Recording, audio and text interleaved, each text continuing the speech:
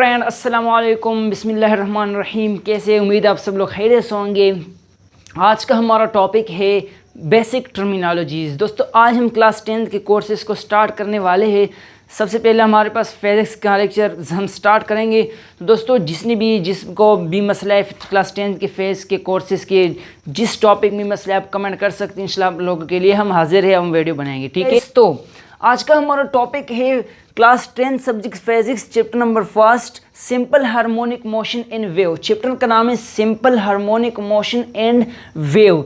Okay, lecture number 1 basic terminologies. दोस्तों इस chapter में हम बेसिक टर्मिनोलॉजीज का मतलब यही होता है कि हम क्या बात करेंगे, ऑसिलेटरी मोशन के बारे में हम बात करेंगे। सेम टू सेम फिर सिंपल हार्मोनिक मोशन आते हैं, फिर वेव्स आते हैं। मगर इस वेव्स ये इन टर्मिनोलॉजी से पहले इन जो मोशन है या सिंपल हार्मोनिक मोशन, इससे पहले हमने बेसिक टर्मिनोलॉजीज क्लियर करने ताकि हम पहले जो हमारे बाद में टॉपिक्स आते हैं इनमें कंफ्यूजन ना हो, ठीक है।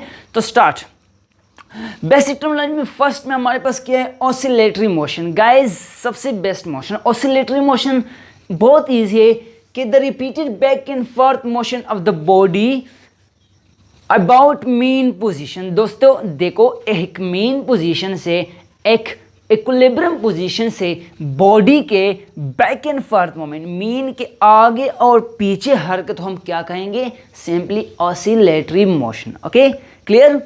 No vibration, vibration is the best. First thing vibration जो कि ऑसिलेटरी मोशन में आता है।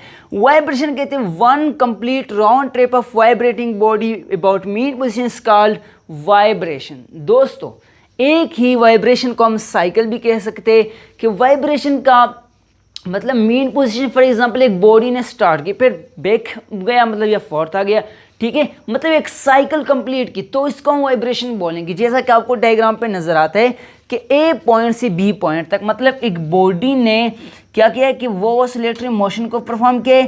सबसे पहले इस तरह चला गया तो फिर वही पोजीशन पे आ गया, तो इसको हम सिंपली क्या कहेंगे, इसको हम सिंपली वन साइकिल या वन वाइब्रेशन कहेंगे। सेम टू सेम दूसरे तरीके से भी हम इसको प्रेजेंट करते हैं कि फॉर एग्जांपल हमारे पास 3 लाइन्स है। अब 3 लाइन में हमारे पास जो मीडियम लाइन है वो हमारे पास क्या है, वो है हमारे पास मेन पोजीशन। अब बॉडी मेन पोजीशन से मोशन स्टार्ट करके फिर इस तरह गया, फिर वापस मेन पोजीशन पे गया। So this will be one cycle और वन वाइब्रेशन। तो इसको हम क्या कहेंगे, vibration. Simply back and fourth movement is called vibration. Okay, vibration हमारे पास साउंड प्रोड्यूस होता है। अब बात आता है टाइम पीरियड की। टाइम पीरियड क्या होता है गाइज, टाइम पीरियड का वही मतलब टाइम है, ठीक है, मगर इसमें टर्मिनोलॉजी कुछ चेंजेस है कि the time period, the time required to complete one cycle. दोस्तों एक साइकिल कंप्लीट करने के लिए जितना बॉडी का टाइम लगता है वही बॉडी का वही टाइम पीरियड होगा, ठीक है। मतलब मेरे पास एक बॉडी है जो कि इसका मोशन जो है वो एक साइकिल 2 सेकंड पे कंप्लीट करता है, तो वही उसका 2 सेकंड टाइम पीरियड होगा। गैस ऐसे भी होते हैं 0.2 0.3 सेकंड लेते हैं, तो वही इसका टाइम पीरियड होगा। क्लियर। अब तीसरा हमारे पास क्या आती है, frequency. What is frequency, basically हम स्टडी करते हैं 7 साइंस जनरल साइंस हम स्टडी करते हैं कि यार फ्रीक्वेंसी जो है the number of cycle per unit time. इस यूनिट टाइम पे जितनी बॉडी साइकिल कवर करता है वही को हम फ्रीक्वेंसी बोलेंगे। टाइम पीरियड में क्या मस्तर है, मतलब टाइम पीरियड और फ्रीक्वेंसी के जो दरमियान में जो रिलेशनशिप है वो यही बता रहा है कि टाइम पीरियड जो है साइकिल पर यूनिट टाइम, ठीक है, कि मतलब एक यूनिट टाइम में जो मतलब टाइम में एक बॉडी कितना साइकिल कवर करते तो वही इसका फ्रीक्वेंसी होगा। फ्रीक्वेंसी का यूनिट है सेकंड इनवर्स, क्योंकि फ्रीक्वेंसी जो है वो टाइम का रेसिप्रोकल है। Time is reciprocal of frequency. So इस वजह से हमारे पास सेकंड जो है वो इनवर्स में आता है और जब आगे जाता है तो वो सेकंड इनवर्स बनता है। या सिंपल इसका यूनिट हर्ट्ज है।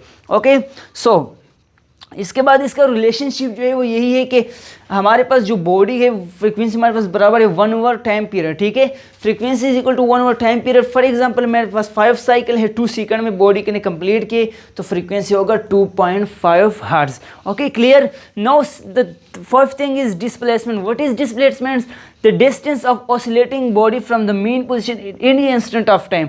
मतलब किसी भी टाइम पे बॉडी का एक जहाँ से स्टार्ट हुआ है वहाँ तक जो वहाँ रीच हुआ है वहाँ से यहाँ तक जो डिस्टेंस होगा इसको हम एक्चुअली डिस्प्लेसमेंट बोलते हैं। जैसा कि हमारे पास सी डायग्राम पे शो होता है कि एक बॉडी ने मोशन स्टार्ट की, वहाँ पे रुक गया है, तो वह मेन पोजीशन से उसका जो जहाँ तक वो रीच गया है तो वह का हमारे पास जो डिस्टेंस होगा इसको हम सिंपली डिस्प्लेसमेंट बोलते हैं। ओके, बी नंबर पे वेवलेंथ, मतलब एक बॉडी की या क्रस्ट या ट्रफ या रेट्रेक्शन और कंप्रेशन के दरमियान में जो डिस्टेंस होता है वही का नाम होगा वेवलेंथ, और सिंपली इसको लैम्डा से रिप्रेजेंट करते हैं। Now number 6 thing is amplitude, the maximum displacement of the body from its main position, मतलब एक बॉडी ने एक साइकिल कवर किया है, वही इसका जो मेन पोजीशन या एक्सिस लाइन है वहाँ से वेवलेंथ का जो मतलब वेव का जो डिस्प्लेसमेंट है उसको हम सिंपली कहेंगे एम्पलीट्यूड। एम्पलीट्यूड बेसिकली क्या होता है, एक हाइट होता है या इसका जो डिस्प्लेसमेंट होता है मतलब मेन पोजीशन और इस वेव के दरमियान में। तो ठीक है, आज की वीडियो हमने क्लियर कर दिया बेसिक टर्मिनोलॉजी, इसलिए आगे वीडियो में हम सिंपल हार्मोनिक मोशन डिटेल से डिस्कस करेंगे। वीडियो को लाइक करें, शेयर जरूर करना। Thanks for watching.